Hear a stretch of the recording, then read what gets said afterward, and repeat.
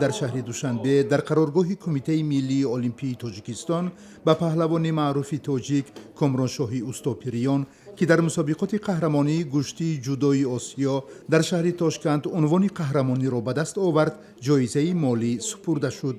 کامرانشاه در این مسابقات در وزن تا 90 کیلو بعد 3 پیروزی در قوازمایی نهایی گشتیگیر ژاپن یوسوکی کابایاشی را شکست داد و صاحب مدال طلا گردید.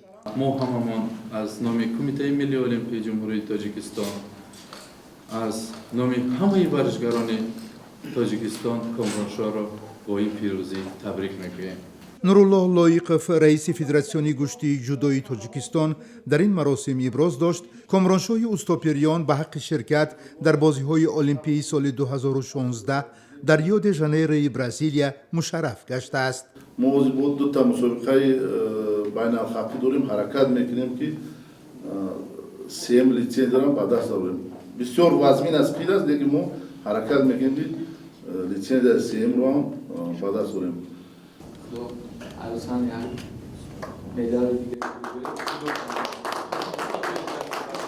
معاون رئیس کمیته ملی المپی تاجیکستان اکبر غلاموف رهبر جمعیت مسئولیتش محدود غیور که سرپرست کل کمیته ملی المپی می باشد با کامرانشاهی اوستاپریان برای به دست آوردن راهخط به المپیاد ریو 2016 جایزه پولی به مبلغ 10,000 سومانی تقدیم نمود. ما هر یک ورزشگر هر یک چیز را قدردانی میکنیم، چیزی که از دست ما میآید او رو حتما سر وقت حل میکنیم که از دست ما همه تکار میآید که او شخصان وابسته برای همون به شما پیروزی میخوریم.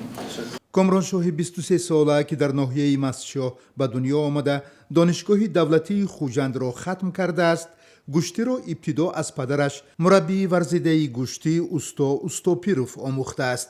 حالا تحت رهبری مربی معروف روس ولادیمیر یلچنینوف تمرین میکند و به المپیاد آمادگی میبیند.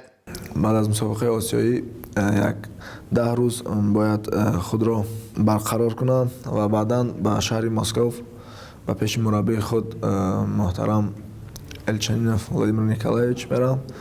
آنجا تیاری دیده به 15 می به گران پری شهر الماتی جمهوری قزاقستان آنجا سفربر میگردیم و پیش از المپیک به دولت همسایه برزیل آرژانتین سفربر میگردیم.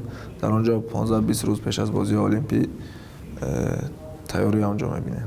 کامرانشاهی اوستاپریان در رده‌بندی جهانی گشتیگیران جودو که 4 اپریل در سامانه فدراسیون بین المللی جودو نشر شده است در مقام 13 قرار دارد.